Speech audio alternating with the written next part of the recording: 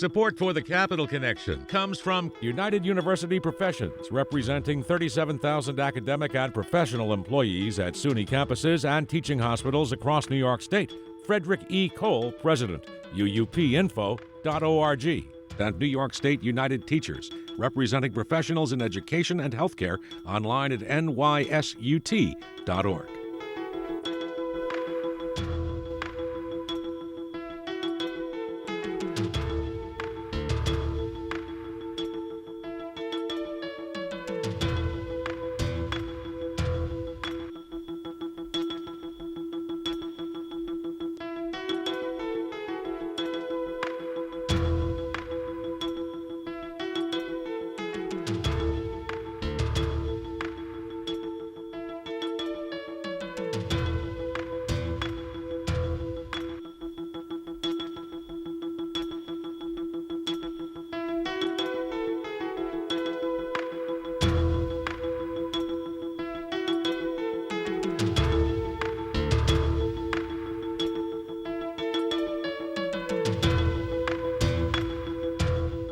It's the Capital Connection. Hi, I'm Alan Chartock. Joining us this week is New York Governor Kathy Hochul. Governor, welcome back to the Capital Connection. It's always such a pleasure to have our chief executive with us. Alan, it's great to be back on the show. It's been too long, but we're ready to talk and answer any of your questions. Well, I guess the first question is, in your recent budget proposal, you've allocated $25 billion, that's with a B, for affordable housing, including a 10-year plan to build 800,000 new homes to address the state's housing shortage. Can you tell us more about how your plan goes and how you make this a reality? Alan, this is a matter of survival for the state of New York. The good news is that we have a lot of jobs. Businesses want to come. People want to live here. But if they can't find housing to meet their needs, whether it's that first starter apartment for a young person or affordable housing for someone who needs a little extra help, workforce housing, or someone market rate or luxury housing, if we don't meet that demand, then we will not be able to achieve our full potential, because it's a complete reversal of when I was growing up in industrial upstate New York. Plenty of houses, low-cost housing, no jobs. And now the opposite is true, but we have to meet the demand, which is very high. And that's why our plan is bold. It's aggressive, but I will never just be looking for the easy answers and the easy path to success. This is going to be challenging, but failure is not going to be an option. We have to be successful in meeting the demand of New Yorkers who want to live here.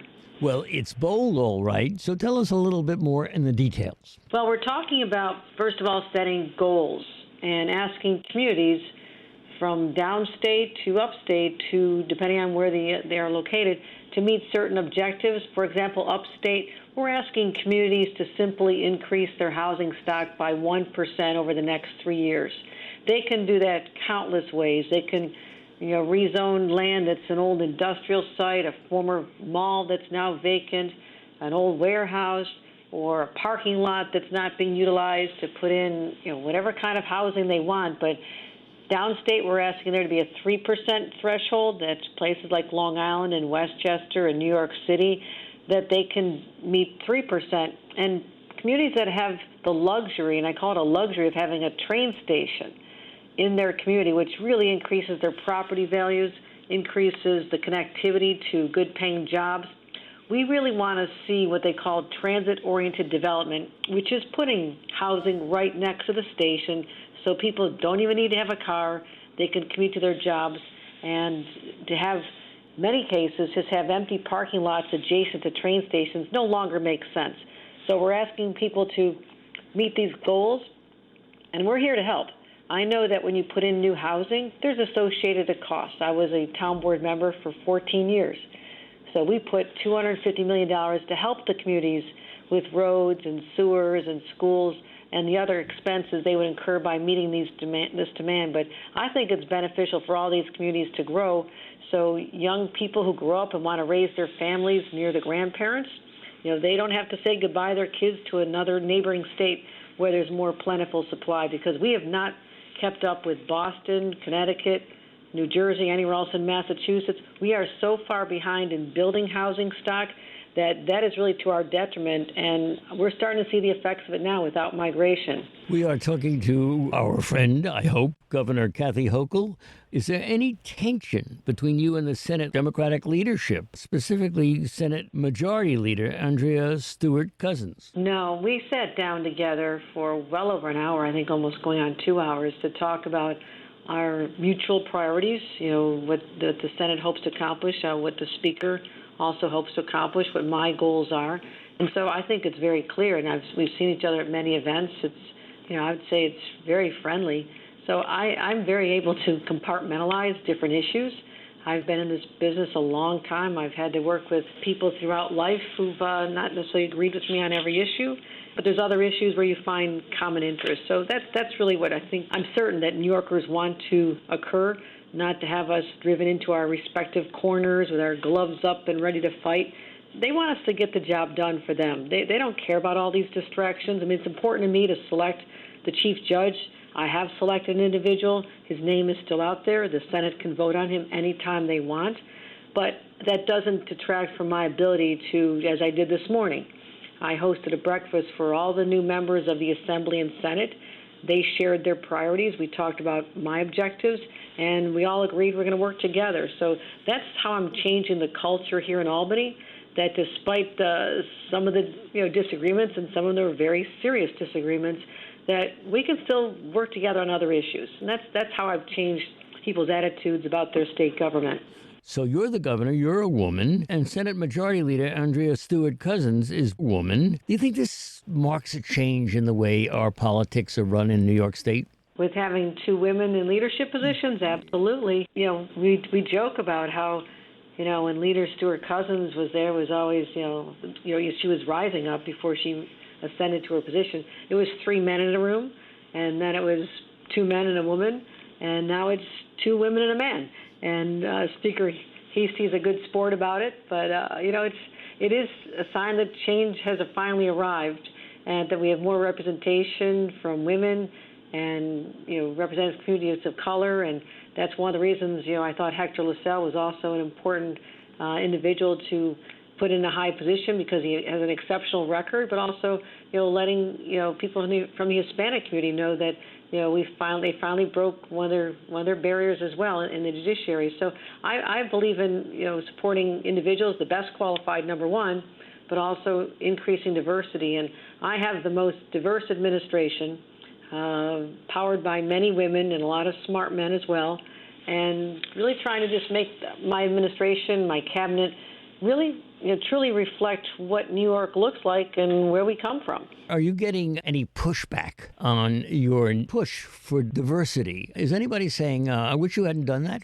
Oh, I'm sure they think that, Alan. I mean, everybody has their own opinions, but you can't argue with the caliber of the individuals I've selected for every position, from cabinet to my senior team. I set it forth to assemble the best and the brightest from all walks of life and bring different perspectives. And I'm the beneficiary of that. When I reach out to my team and my cabinet to offer their perspectives and, for example, come up with over 200 policy recommendations that are in our budget and my State of the State and the budget that's going to really be transformative, just building on what we started last year.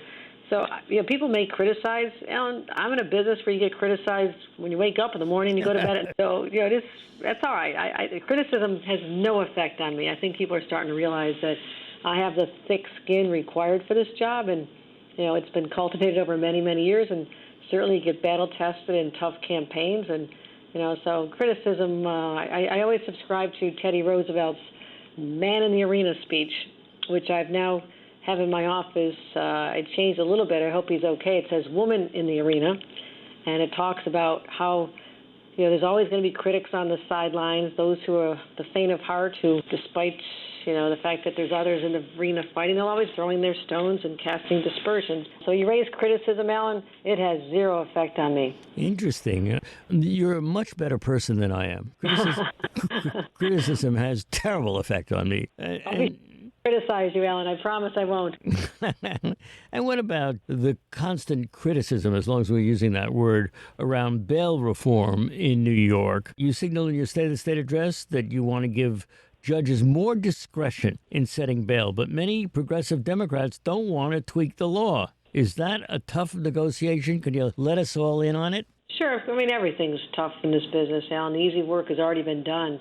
What I'm focused on is making sure that New Yorkers, who overwhelmingly expect their leaders in Albany to take public safety seriously, to make sure that we find every way we can to support law enforcement and keeping our streets safe, but also making sure that we never compromise individual rights.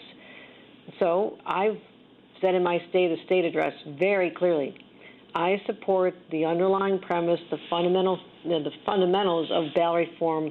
While we could not have a true system of justice if two individuals accused of the same offense, low-level offense, have different outcomes based on whether or not they have enough money in their bank account or their parents have enough money to bail them out of jail. Mm-hmm. So we ended that. I support that. But what I'm simply saying now is that there's an inconsistency in the laws written right now when it comes to what judges are supposed to do. Part of the law says that you can consider factors. Was a gun involved? Was harm done to individuals? Did they violate an order of protection? Repeat offenders.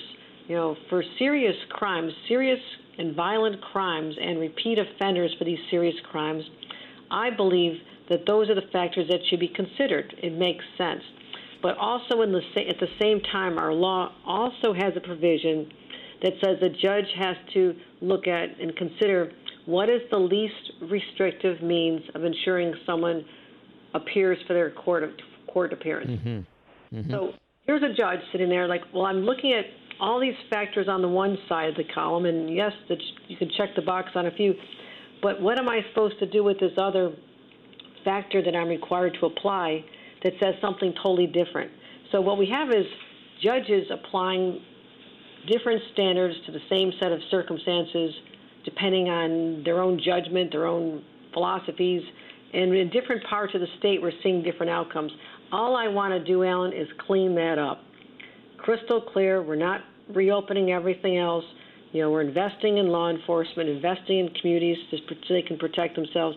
But all I want to do is take this one element off the table, fix this one part, and then go forth and let everybody know, this is it. We've accomplished what we need to do with respect to bail reform, and we can look at other factors to make sure that we can reduce crime, like getting illegal guns off the streets, which is a high priority of our administration. We are talking with Governor Kathy Hochul. We're very pleased to be doing that. Governor, I am so delighted that you're here, that you are, of course, a woman. Has that changed perspective for you or for those around you on what's possible for women in state politics? I believe so, Alan, and it's not from me. It's from what I'm hearing from so many women, but also fathers who want their daughters to shake my hand and get a picture taken and to say, look, sweetheart, this is a woman governor. That means you can be anything you want to be. So, yes, we have broken through barriers that have been in place for a very long time. We're celebrating Susan B. Anthony's birthday and actually Frederick Douglass's birthday. So I was in Rochester where both of them had lived, and so it's a celebration week in Rochester. But it really, for me personally, I've always known I could do this if necessary. That's the job of a lieutenant governor. I was prepared to step in. But other people had not seen the model of someone doing it. We only have a few women in governing states in our entire history, and only 12 now, which is a record high. But my objective, Alan, is when we're all done with this, whenever my terms end, that people will look back and realize that a woman can do this job, that it doesn't require a certain personality, that you can have different individuals in here who approach things differently, whether it's collaboratively or showing the toughness when required. And in that sense, I've been called an iron fist and a velvet glove. I'll take that any day of the week. You want me to keep the glove on is what some of the past have said. So what I have to do is demonstrate that women can handle this job, that we have what it takes, that we bring the heart and the strength to make sure that we serve the people of the state of New York. And that's what this is all about. Governor, my PhD is in politics and mental health. And mental health is in your budget, also commits $1 billion for mental health care. Can it be done? We have to. Alan, we have ignored this mental health crisis for so long. The stigma around it, people not wanting to admit that they need assistance, whether they're a military veteran returning from 2 tours of duty in Afghanistan and Iraq, who've really suffered a great deal. There's always been a stigma around seeking help. And even our young kids in school who had to endure so much during the pandemic, and there was not a lifeline for them. And so you look at the number of teenagers suffering from depression and having suicidal thoughts, people who are turning to substance abuse, to be self-medicate, really, to help deal with the stress of everyday life. So we've got the whole spectrum of individuals affected, and that's why we have to invest the money for a continuum of care. We're not just talking about people who are severely mentally ill, who can't take care of themselves, who may be homeless, living on our streets.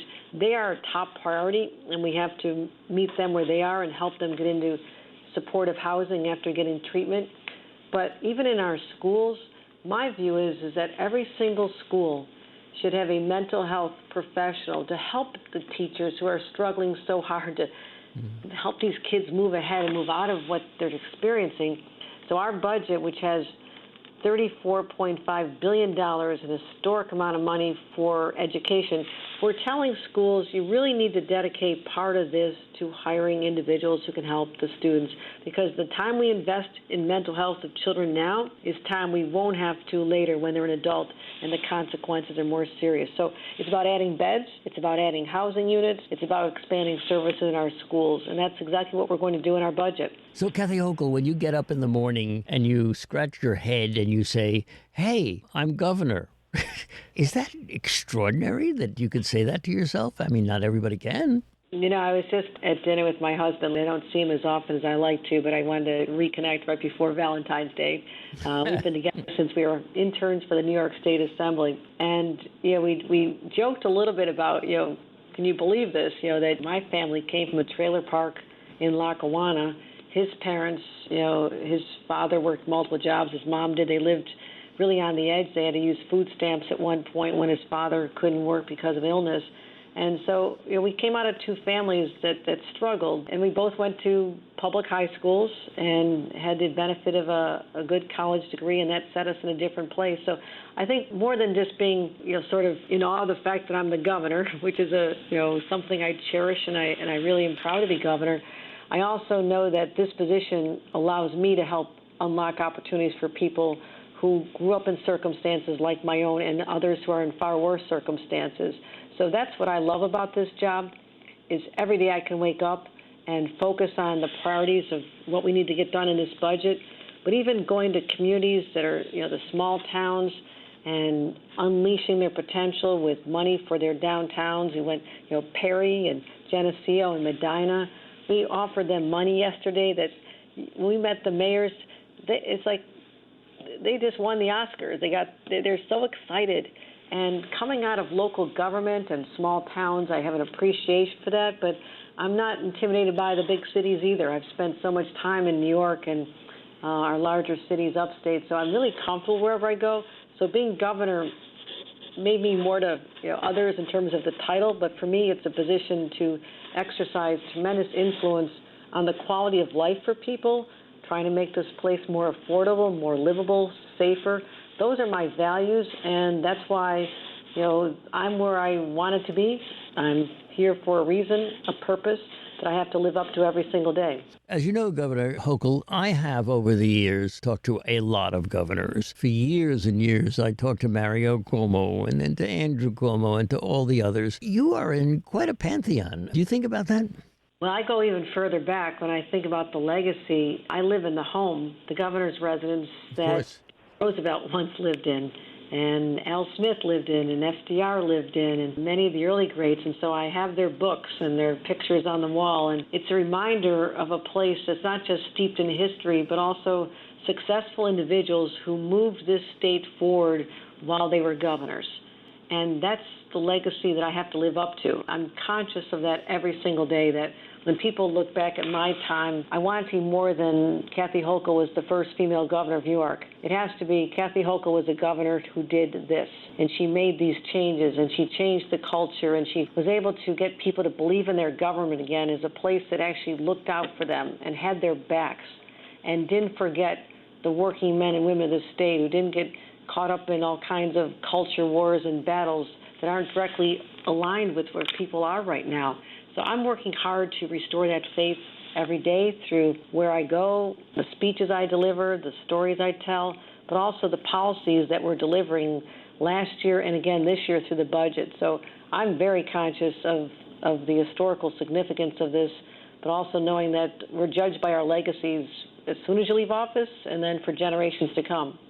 It's always wonderful to be talking to our friend, Governor Kathy Hochul, Governor of New York State. Kathy Hochul, what about the Environmental Bond Act? Can you tell us more specifically about what that money that we've borrowed will pay for? Yes, and this is something I'm really proud of. I was governor literally just for about a month or two last year, August in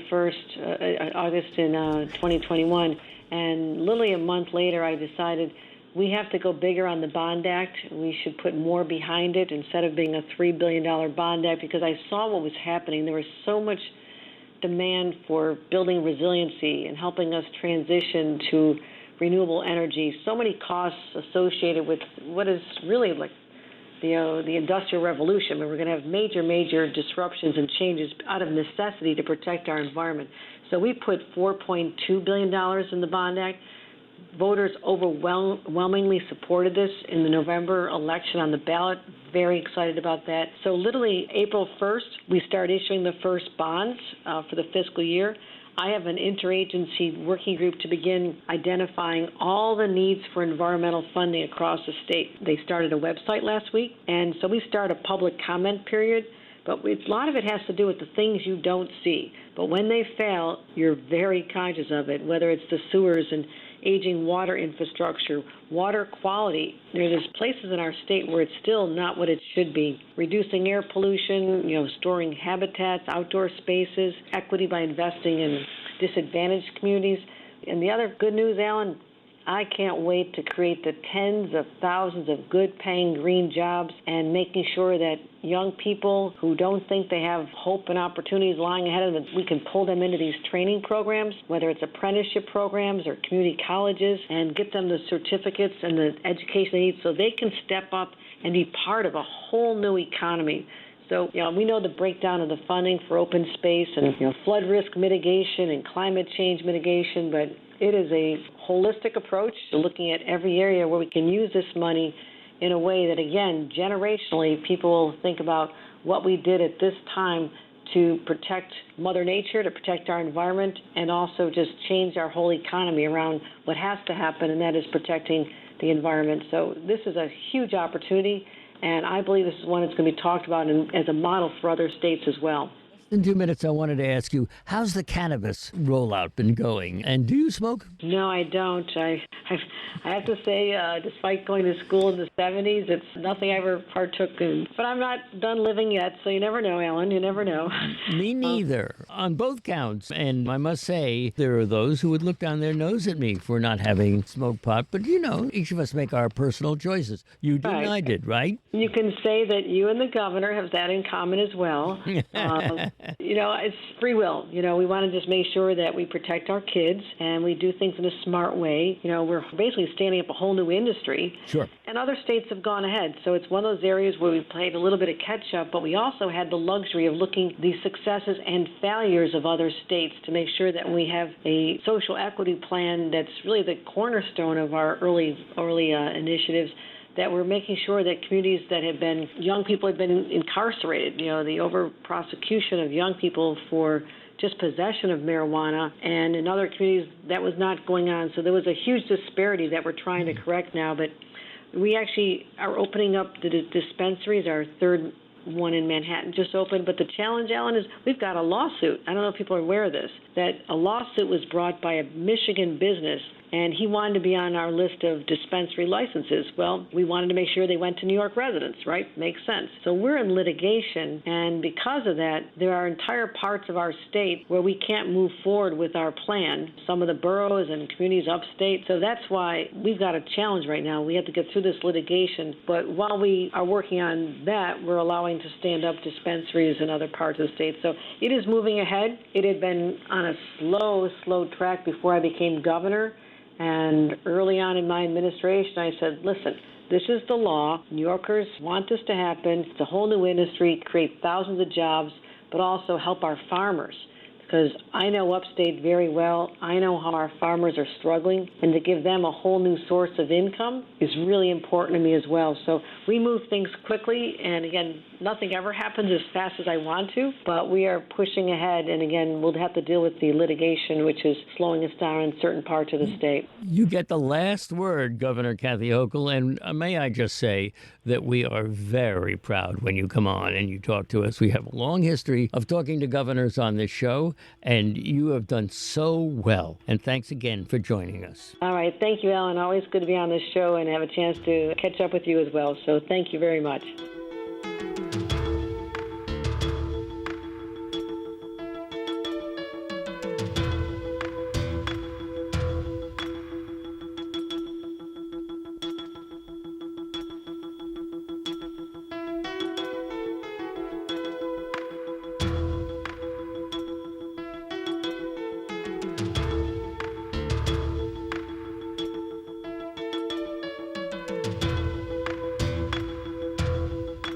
The Capital Connection is a production of WAMC Northeast Public Radio. For copies, call 1-800-323-9262 or visit us online anytime at WAMC.org or just schedule a podcast anywhere you get your podcast. And join us again next week at this same time for another political conversation. Thanks for listening.